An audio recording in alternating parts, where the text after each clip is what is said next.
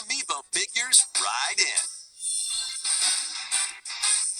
The Kirby Air Riders game is coming soon, and 2 new amiibo are also on the way. Tap them to summon figure players that you can train. Your figure players will level up as they compete, and their machine's proficiency level will also increase. Plus, with the amiibo, you can swap riders. Just like in the game, you can choose your rider and machine. Levels are also transferred over. These 2 new amiibo will be available November 20th, the same day as the game's launch. Be on the lookout for even more Kirby Air Riders amiibo updates in the future.